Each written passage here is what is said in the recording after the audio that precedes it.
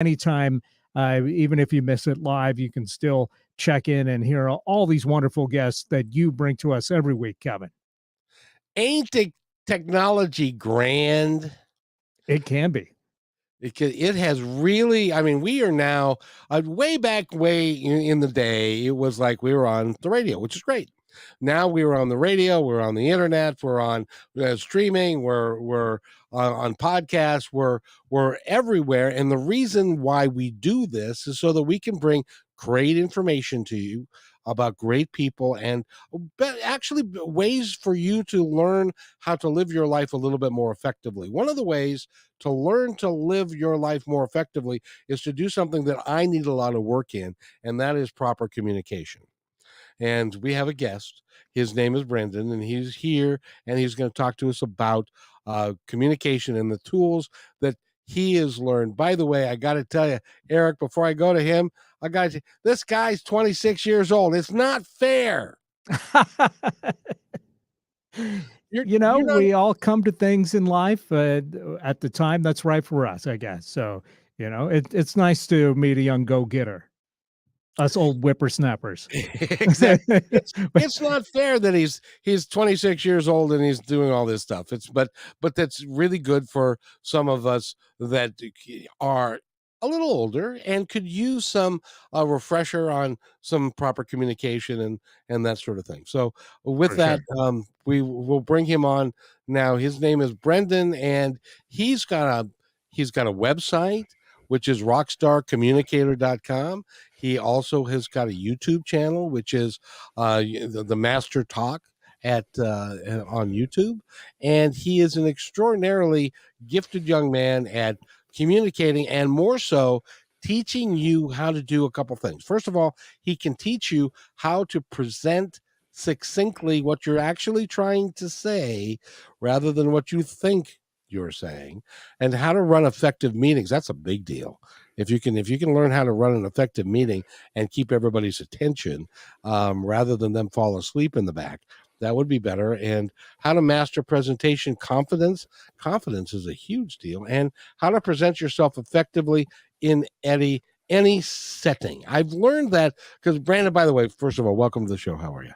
It's great to be here, Kevin. I'm doing great. How about you? I'm doing awesomely, thank you. It took me a long time to figure out how to talk to people who I was uncomfortable around.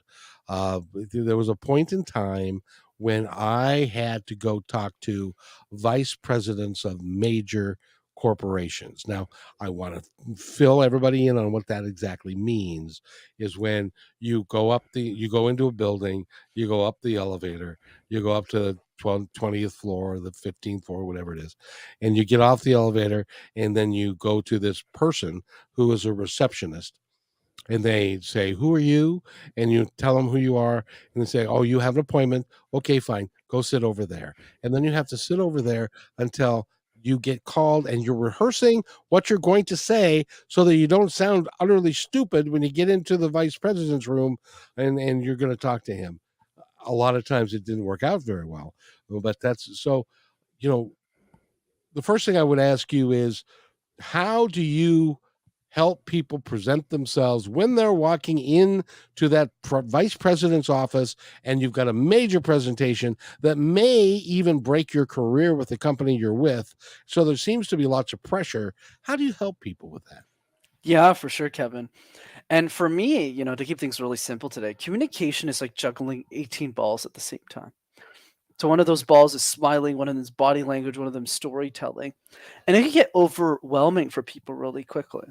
So for me, the question has always been, what are the 3 easiest balls to juggle?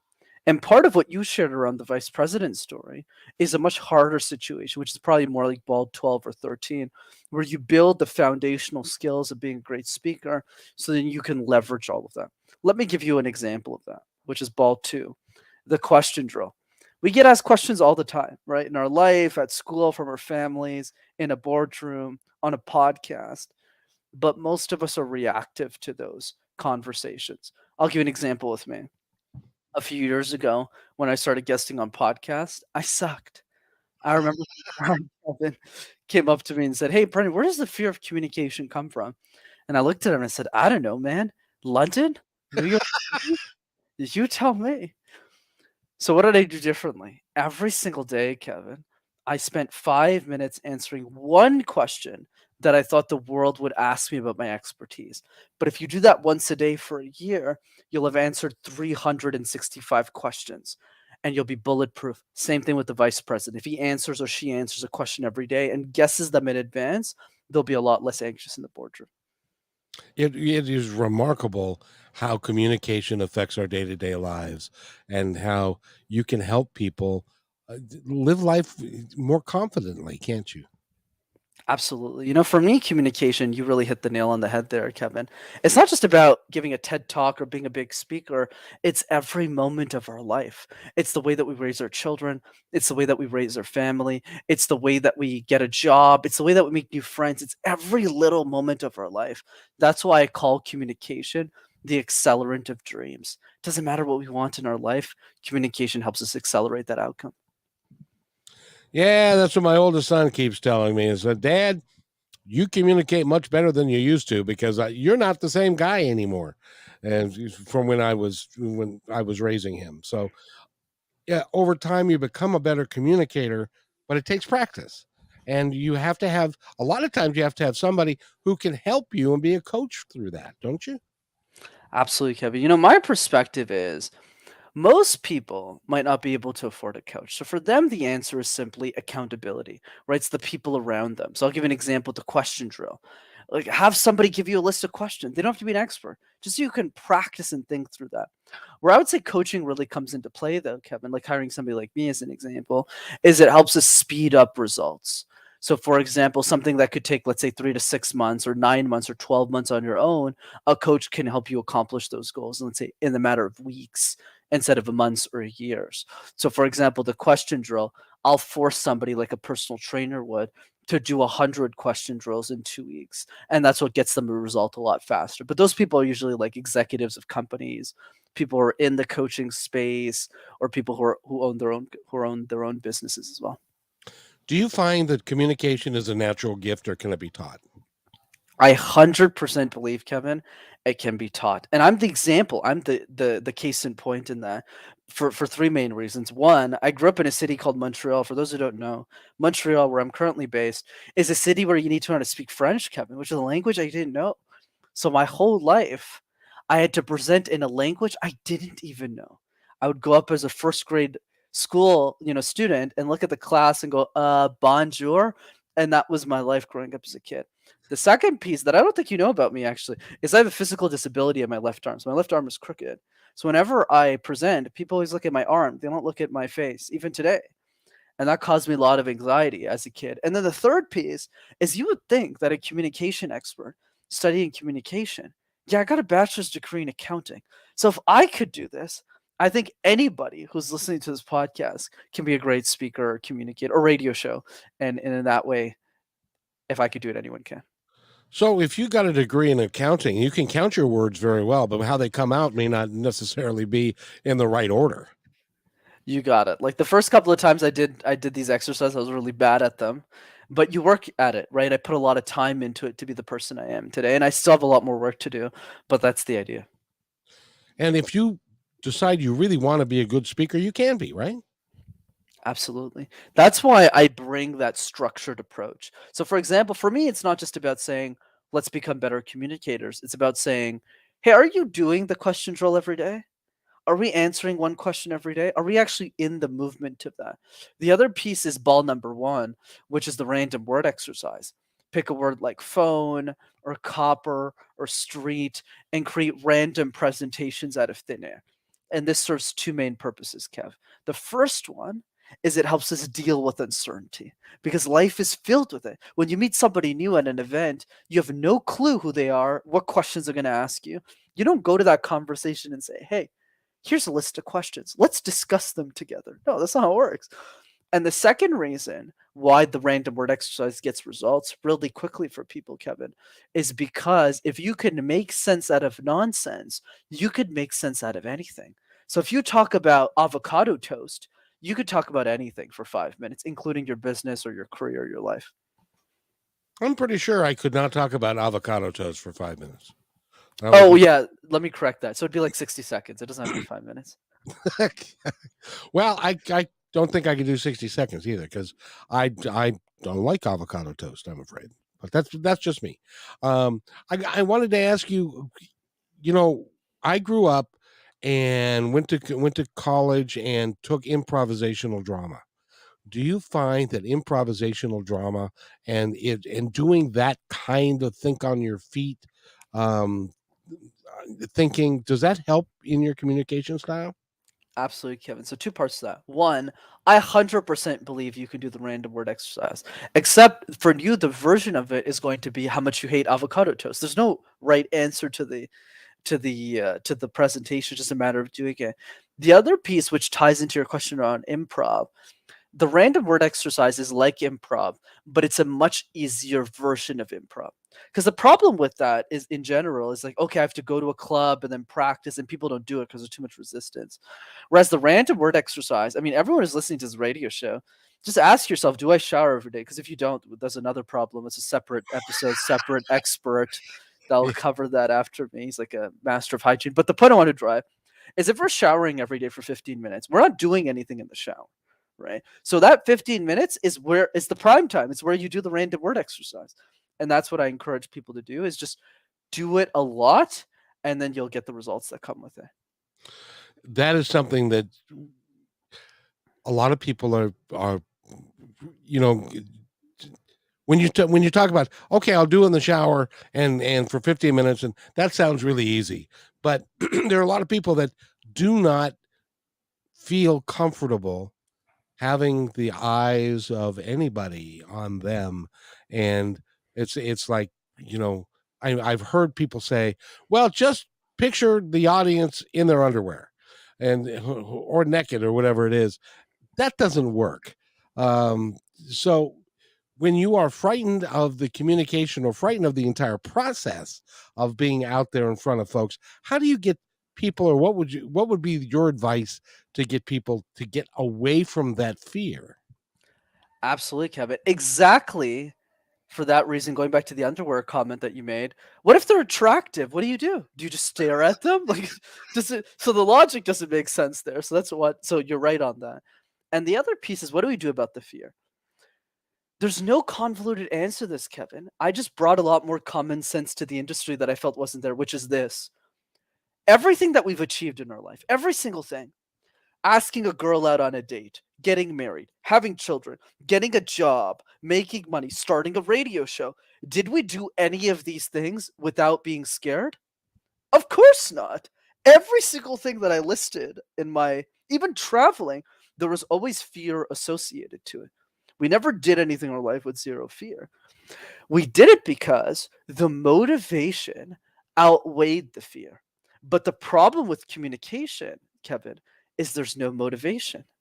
We have the fear, but we don't have the motivation that is attached to it. That's why a lot of us are frozen.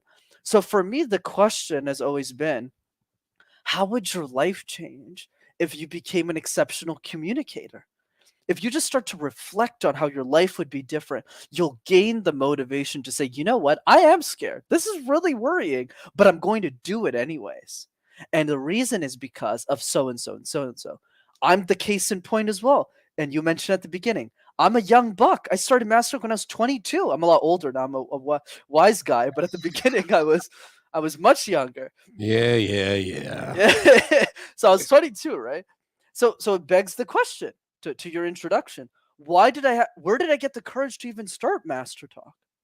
And for me, it came from an understanding of the 7-year-old girl who could never hire a communication coach, or a 15-year-old girl. Sally's in Utah, Salt Lake City, and she's in high school, and she's really nervous about speaking. So she goes on YouTube to search for something to help her, because there's nobody in her life to help her with communication. And what does she find?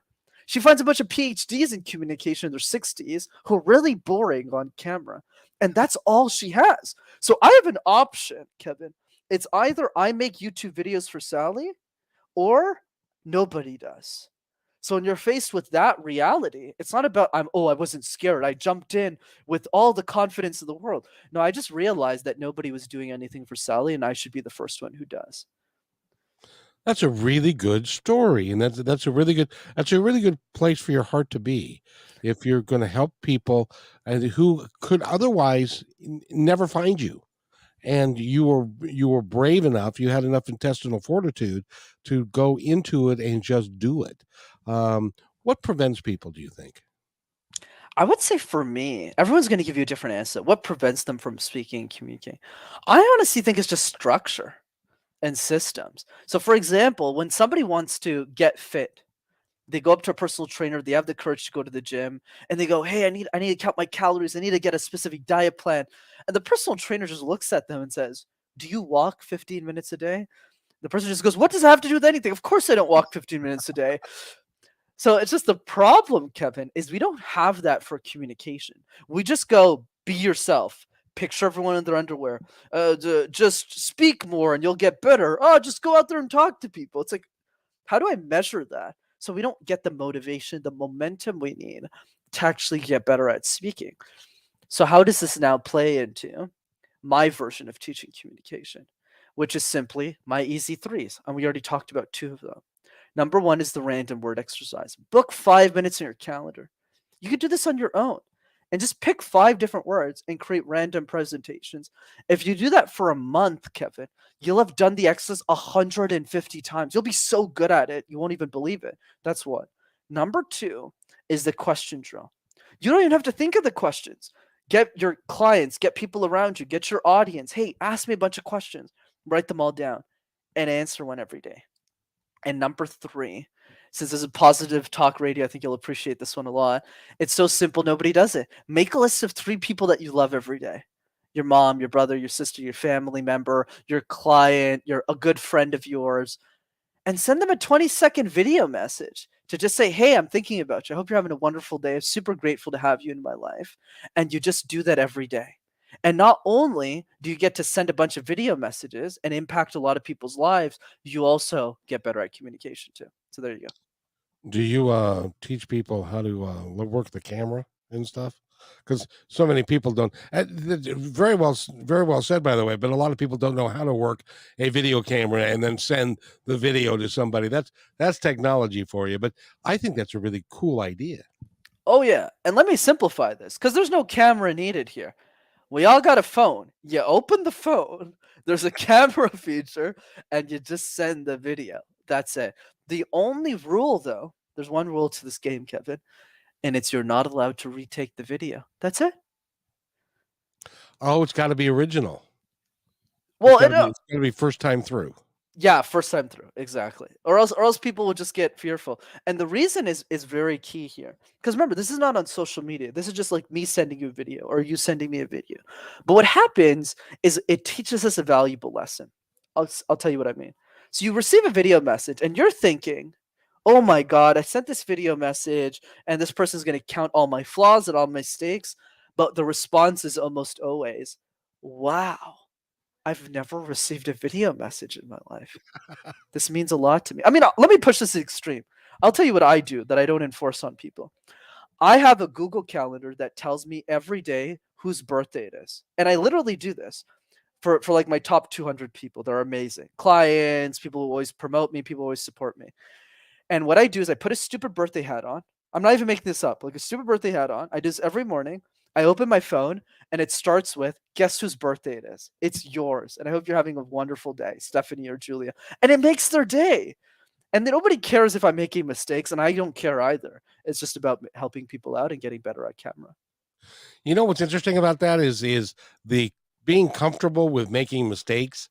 I think is critical to your authenticity, and that people know that you're a real person, not a talking head. Correct. Correct. That's why I recommend start with the people you already love. These aren't strangers. Like people you just really enjoy already in your life. Send them video messages and then send to brand new people as you scale this up. And then, if you do it like me 2 to 3 times a day in a year, you can send 1,000 video messages with very little effort.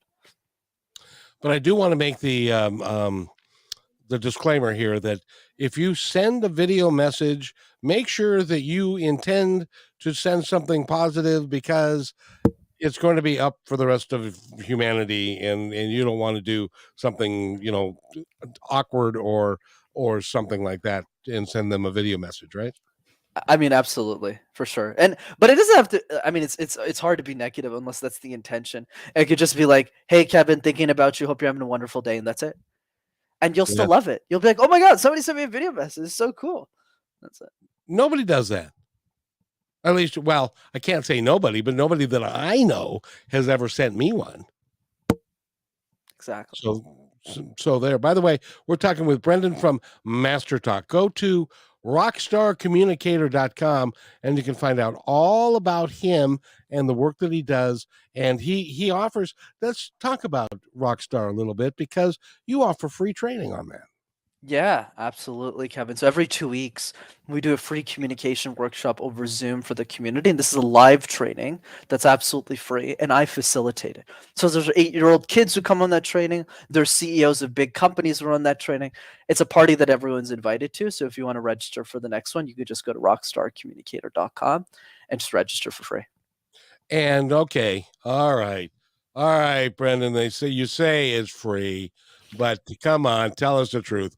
Where's the hook? So for 95% of people who come to the training, there actually is no hook. The way that I grow the business is actually really simple, Kevin. People come to the free training, they love it, they tell their friends about the training. That's it. So that's why my last one had like 60 people show up, and the one before that had like 85 people show up. So these trainings are pretty big now. But what happens, of course, is 5% of the community will book a free call with us, and then they'll end up working with us. But most of that 5%, just so we're all on the same page, is not people who come from this show. They're people who my clients refer to that training. So yeah, for most people, it's just a freebie. Just come and enjoy the show. That's it. And you enjoy doing them too. Oh yeah, super fun. And what? So when we go there, how long are they?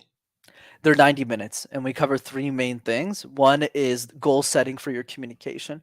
A lot of us have goals for our relationships, our health, our spirituality, perhaps, our money, but we don't really have goals for our communication. So I teach my framework on how to set goals.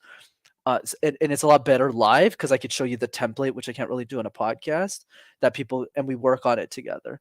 The second piece is effective meetings. We do a role play with people in the crowd on how to role play a 10 out of 10 meeting.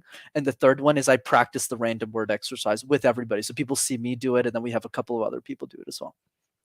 By the way, again, we're talking with Brenden from MasterTalk, and we need to take a break. But when we come back, I want to ask him, how do you know when you are a good communicator and when you've reached that threshold that you don't suck anymore?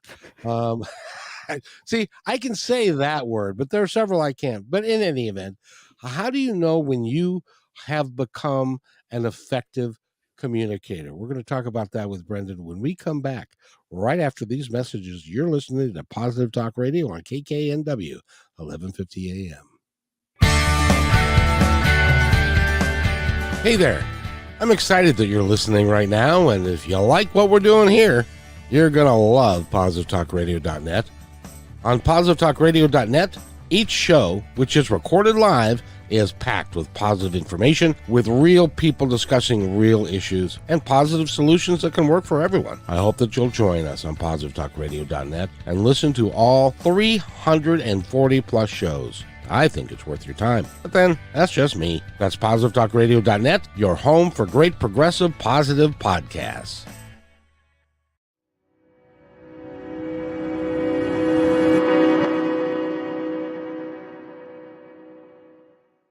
When you want to say more than words communicate, you can with flowers. Your custom boutique floral studio in Bothell, Washington is anaturaldesign.com, connecting you to nature through the language of flowers. Where your people are is where our flowers are beautiful. Your success is our goal. anaturaldesign.com at your fingertips today.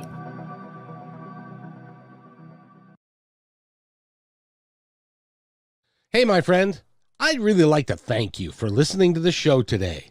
As you may know, I started Positive Talk Radio way back in 2003. We were one of the first shows on KKNW.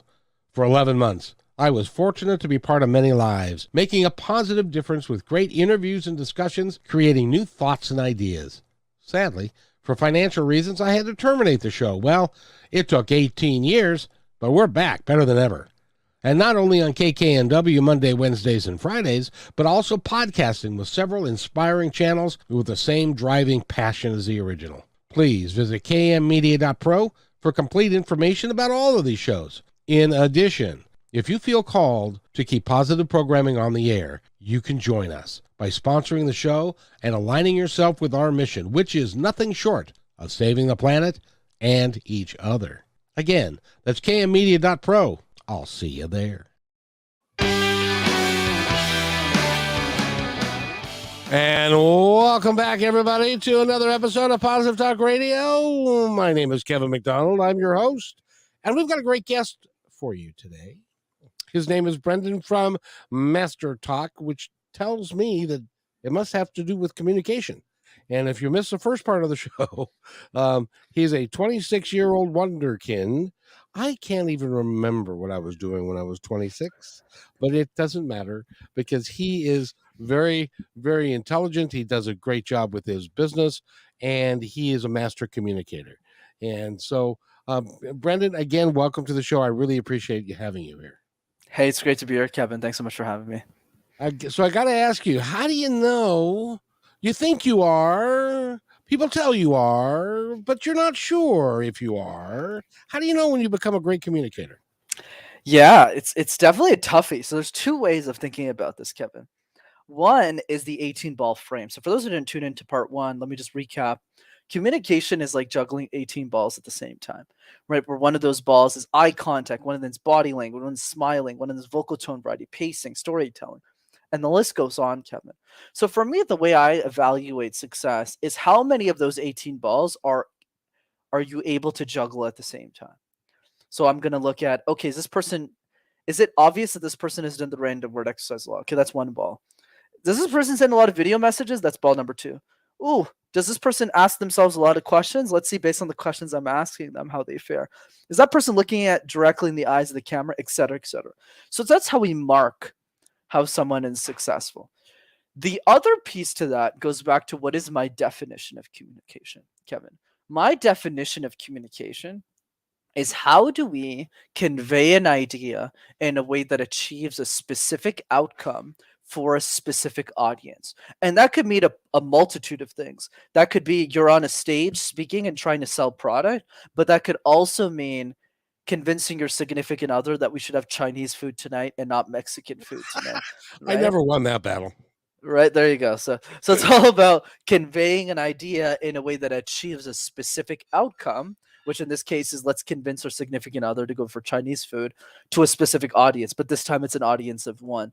So for me, if somebody is a successful communicator, Kevin, it simply means that they have achieved the outcome that they set for their communication. So if my goal is to convince my wife to do this and she does this, I'm a successful communicator. But if she doesn't, then I did something wrong in the communication that I need to fix. So that's the way that I kind of measure progress. But you're right, it's vague. It's not as easy as like weight loss or something. Well, I got to ask you because, you mentioned body language and you mentioned what you do with your hands, what you do, how you move your hands. There are so many speakers and, from the president on down that you would think would be really trained on how to present and to speak properly and to use their body language properly.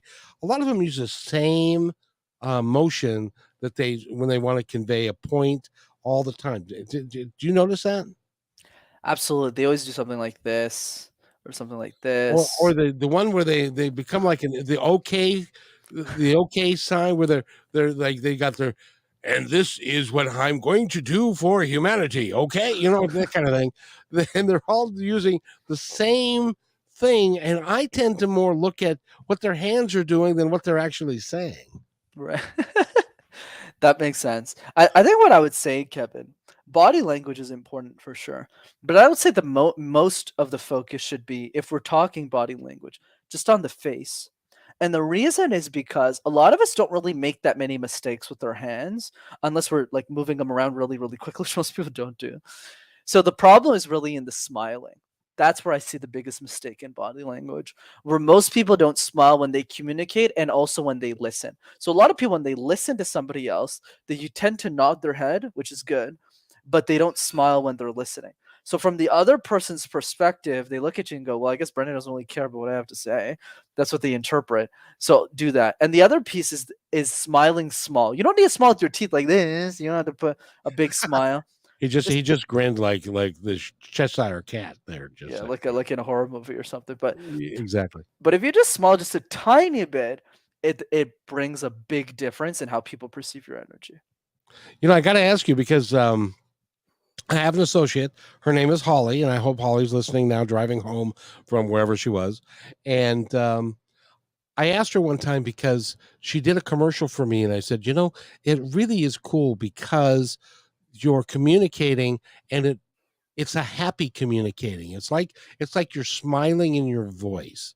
And she said, well, I was taught that a long time ago, that if you actually smile while you are speaking, it has a natural happy tone to it, and it appears to be like you are happy, and people can sense your smile. Did you find that to be true? Is that or are we nuts?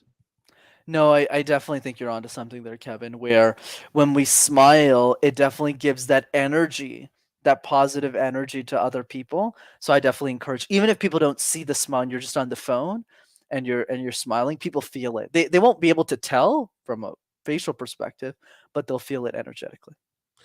I'm just thinking about that. You're right. A lot of people, when they are listening to somebody, they don't react to or respond to what the person's actually saying, because they might be making a joke. They might be saying something that's really heartfelt, and people just are stone-faced sometimes. Yeah, exactly. And then there's no acknowledgement either on what was said. They don't go, hey, Kevin, I really like what you said about this. They just go, yeah, so I was thinking this. And it's completely left field from what you were saying. So How does listening play into all this? listening is really important, right? It's one of the 18 balls for sure. But I feel what's missing in the thought leadership around listening, Kevin, is we all know it's important. Okay, I know I need to listen better. But Brenden, Kevin, how do I actually practice this? How do I actually get better at this? So I actually have a strategy that I teach clients that people can copy paste, that I feel if everybody did, our listening skills would just 10x. And it's very simple. I call this the goals call. So the goals call is really simple. Pick somebody in your life. So in your case, I'll challenge you to do it with Eric, right? Do it with somebody in your life. And what you do is you book a 45-minute call with, let's say, Eric in this case, who's the producer of the show. And you just ask them at the beginning of this 45-minute call, I want you to tell me, Eric, what are your top 3 goals for the year? And why are those goals important to you? So then what Eric does is he spends 2 to 3 minutes, Kevin, and he writes them down. Goal 1, goal 2, goal 3. Goal 1 is important to me because of so-and-so. 2 is important to me because of so-and-so. 3 is important to me because of so-and-so. And then for the remaining 43 minutes of that call, only 3 rules apply. Number 1, and this is the most important, you are not allowed for the entire duration of the call, Kevin, to give any piece of advice or to coach Eric on how he should think about his goals better. You're not allowed to give advice. That's number 1. The second piece is you are allowed to clarify and restate what that person said. So let's say Eric gives us his 3 goals. I'll say something like, Eric, just to make sure I got it, these are your 3 goals, and this is why this is important to you. Did I get that correctly? And usually when we restate, it gives the chance for the other person to go, actually, Brenden, you missed something, or I missed something. And then you write those things down. And the third rule is that you're allowed to ask clarifying questions. So for example, if somebody goes, hey, Brenden, my goal is to grow my business this year. You can respond with, what are you doing right now in the business? What would you like that number to be next year? What would a 10 out of 10 result look like for you? And you just keep asking questions and restating. If you do this, Kevin, with 10 different people, or even just one, your listening skills, your deep listening skills will improve exponentially because you're not allowed giving advice on those calls. You just said, by the way, if you are in sales, it is 4:41 in Seattle, and you may be in traffic, and you may be a sales guy, and you are looking for an edge. You just got it. That is the coolest thing that I've heard somebody say on this show, because not only is listening a skill, but being able to then turn around and ask quality questions based upon what was said to you is a forgotten art. People don't know how to do that. And when I was a district sales manager, I would go out with a sales guy, and we would be talking to the chef or the owner and about what they wanted from a food salesperson, because we wanted to sell them groceries. And inevitably, the sales guy, and I could see it in their mind, they were thinking about how they were going to respond to what they hadn't heard, and they weren't listening to what the guy said. And so they would then come up with trying to solve an objection that hadn't been made. And so the guy's like, I didn't say that, and they wouldn't get it.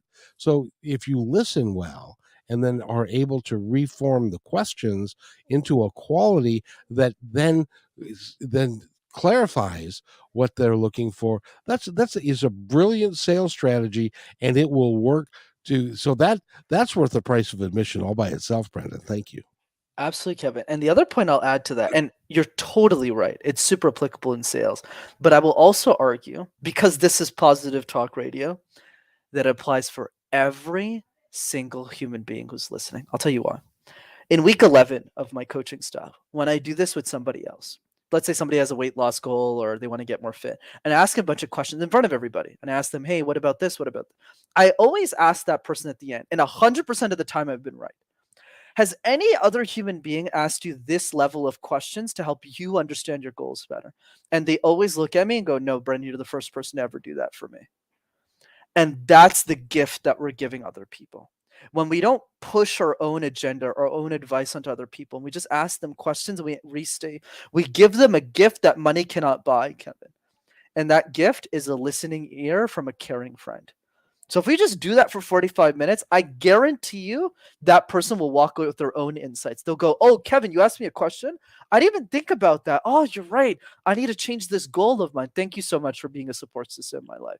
So we have an opportunity with this goals call, not just to increase our bottom line. And it's definitely helped my bottom line. Okay, for sure. Absolutely. People love me on sales calls. But more importantly, it changes people's lives in a really meaningful way.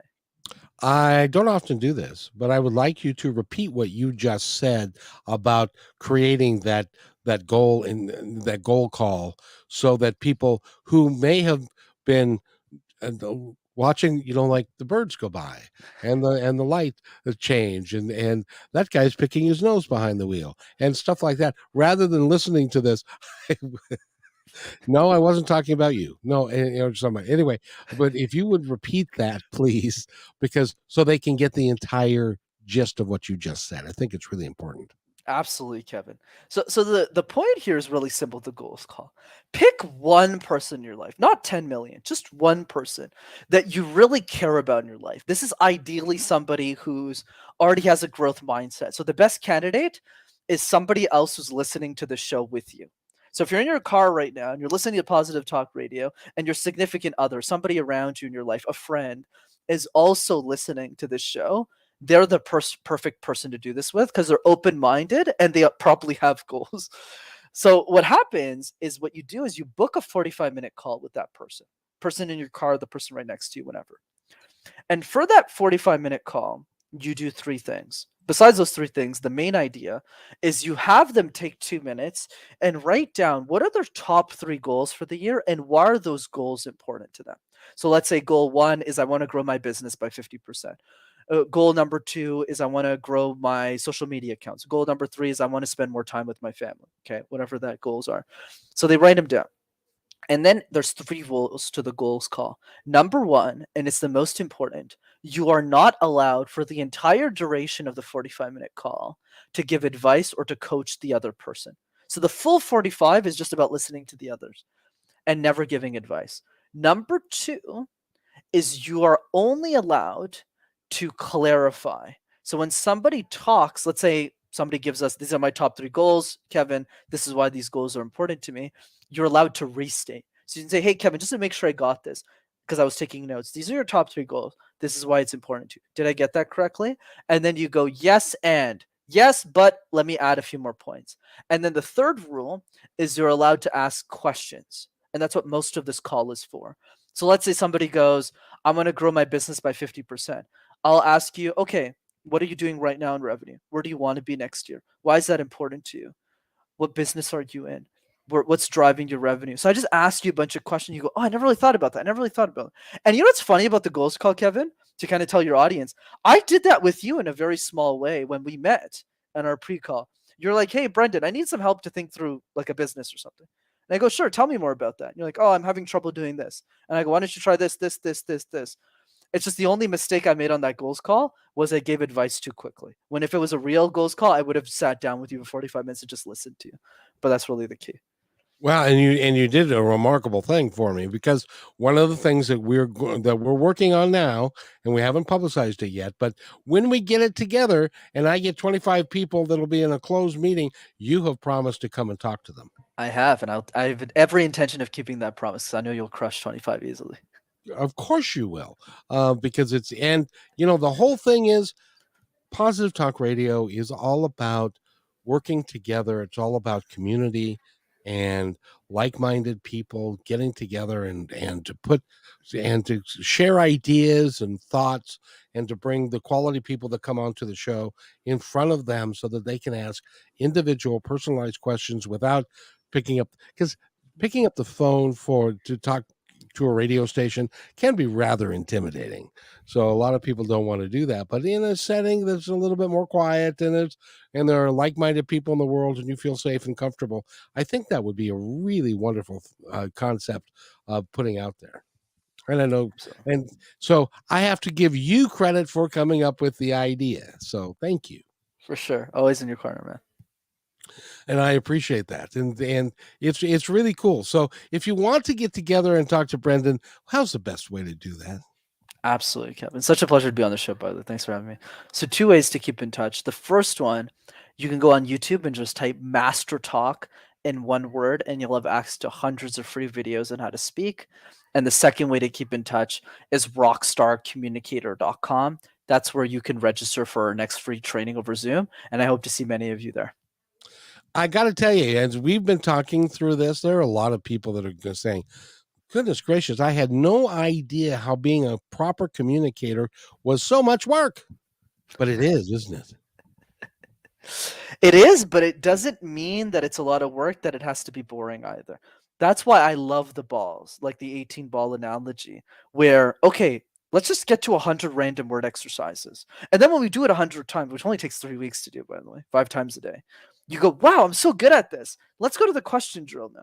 Okay, let me answer a couple of questions about my life and my expertise. Oh, I'm getting really good at answering questions now. Video messages, or when you become crazy Brenden, sending video messages on your friends' birthdays. And it's like, oh my God, like I never got a video message before. This is so cool.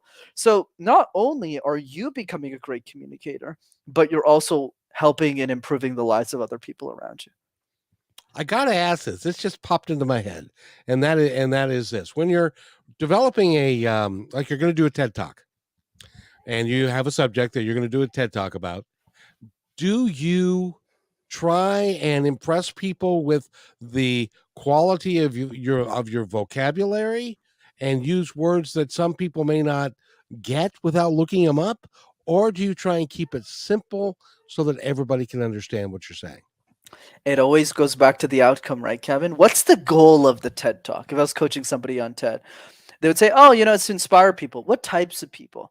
And if they answer, and most of them will, with as many people as possible, then I go, well, now we have an inconsistency in the logic, right? Because if you want to impact a lot of people, including the single mother with 7 children, why in the world are you using jargon? Because there's a misconnection, there's a disconnect between who you want to serve and the language that you're using. But it would have been different if that person replied, oh, I just want academics to listen to my message. Then I don't have any feedback for them. Use complex jargon because you only want that for the industry. But if your goal, like this radio show is to impact a super wide group of people, including the people who can't afford coaching, right? As many people as possible, then I have a responsibility, as you do, as everyone else who comes on the show, to simplify the language so that everybody who's listening to this can understand me. But it always goes back to the outcome. What are we trying to achieve? Yeah, you see, that I feel strongly about that, because in my personal life, I use really complex words and stuff, but here I keep it real simple. No, that's not true at all. This is just who I am, and it's just I just talk simply. Oh yeah, and you do a great job at that. That's why for me as well, I simplify, right? It's just like random word exercise, question drill, video message, and I just repeat that over and over again. But now's the most important tip, which is ball number 4. The best way to speak is to speak. Are you booking 15 minutes in your calendar every single day to do all 3 of these exercises? Because you can listen to me and Kevin talk all day, but if you want to be a better communicator, you actually need to spend 5 minutes a day doing the random word exercise 5 times. Take one question every day for 5 minutes and just answer it. And send 3 video messages, 20 seconds each, to 3 people that you love. If you do that for like a year, you'll be unbeatable. You'll also have a lot more friends. Yeah, probably. I agree. Because I got a message from Brenden and you didn't. Well, you'll become famous in your own worlds, and which is really good. It's good communication works in marriages, works with between parents and kids, works with employers, works with friends, works with everybody, and is a good communicator. Some people would say, I don't know who they are, but some people might say, well, you can become a good communicator, and that means you're a manipulator, and you're not telling the truth, and you're making up stuff, and so forth. That's not true, is it? I agree, Kevin. For me, any skill, any superpower comes with great power comes great responsibility, right? So it comes back to this. So communication is a tool that you can use to amplify anything that you do in your life, good or bad. So if you're a good person, kind of like money, and you make a lot of money, you're going to create a lot of impact in the world. That's what I was pushing you on when we had our pre-call, right? But the opposite is also true. Is if you're a bad person and you make a lot of money, or you're a really great communicator, you're going to spread a lot of negativity. Except the problem that I saw in the market is that most people are actually, the opportunity rather, is most people are actually pretty good. Like most people are nice. Like most people statistically are pretty good people. Maybe not the nicest people in the world, but they average on nice. So my opinion is, if I taught everyone how to speak, sure, there might be negative things that come out of it, but it'll greatly be outweighed by the good. So that's what I would say is, yes, you could do bad things with communication, but you could do a lot of good things as well. And I feel the good definitely outweighs the bad if you're a good person, which most of us are. I couldn't agree more. And that's really cool that you've got such a positive viewpoint of humanity, given where we are at times around here. But no, you're in Canada though, right? I am, so that helps. But the other piece that I want to emphasize, though, having said that, is the media is designed to make money. It's not designed to show us the truth. And that's how the media changes the way we think of things. In other words, what I'm trying to say, Kevin, is what the news does is they over exaggerate the 0.1% of cases to the entire population. Because if the news was just, hey, everything's going well, actually, most people didn't die today. Most people are would you watch the news? You wouldn't watch it. So there's an incentive structure for the media to only tell you the parts of news that are negative, that are not going to help you. So because of that, it skews our thinking. Like, let's say we take Democrats and Republicans, blue versus red. It's like this war, this battle. It's like, wait a second. We're all watching the same Netflix TV shows. We're all eating the same food. We're all going to the same restaurant. I don't think there's that much difference between a blue person and a red person or a purple person. I think it's more about saying, wait a second, let's acknowledge the fact that somebody's kind of brainwashing us in the background, and let's kind of break out of it and realize that most of us have pretty much everything in common with each other. And so that's why you should listen to programs that don't have an agenda. Right. Like this one, as a matter of fact, which all we try and do is to bring great people here to talk to you about stuff that you might like to learn and know, and that will benefit your life. And that's why I wanted Brenden to be here, because he is very gifted at what he does. And it's not fair. You're 26. What are you going to be doing when you're 46? I'll let you know, man. I'll let you know what I'm doing at 46. But hopefully I'll be doing the same thing, but I'll be able to create a bigger impact with the work. Because obviously early in the game, I'm grateful. I've achieved already some level of success, but now it's about how do I push this even more so I can go after millions and millions more and really take MasterTalk to the next level. And then obviously I'll have a family and all that fun stuff too. But that's the big game. Well, I wish you well in all that you do. You're a lot of fun, and you're going to come talk to my people when I get my people together. Let's do it. I'm excited. Yeah, I know you're really, really cool. By the way, before we go, and this is kind of off the cuff, but I want you to talk to our audience and tell them anything that you'd like them to know. For sure, Kevin. Here's what I would say. It's just a question. How would your life change if you became an exceptional communicator? A lot of communication is so fear-based. Oh, this sucks. Why do I have to give this presentation? Whereas for me, what I encourage your audience to think about, Kevin, is to dream a little. We dream about the nice houses we want to buy, the relationships we want to be in, the health that we want to get in our life. When was the last time we dreamed about a life in which we're a better communicator in it? And I encourage all of you to think about that question, because the answer isn't always more money. The answer is also being a better parent for our children. The answer is also showing up as a better friend for the people around us. The answer is also showing up as a better human being for every stranger that we'll meet in our short life. And once we realize that notion that communication just makes our life better, we'll find that fire inside of us to say, you know what? I better do the random word exercise in the shower. I better do the question drill in the shower. I better not send video messages in the shower. But when I'm out of the shower, I'm definitely going to send some video messages to people that I love. And that's really how we get the fire started.